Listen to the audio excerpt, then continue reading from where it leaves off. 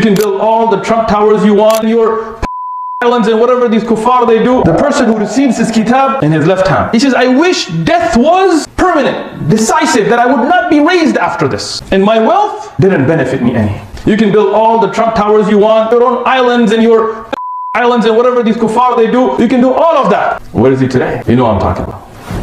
Killed in prison. Where is he in front of Allah subhanahu wa ta'ala today? Where are those islands? Rich friends? What are their billions of dollars? What benefit did he take? وَكُلَّ إِنسَانٍ أَلْزَمْنَاهُ طَائِرَهُ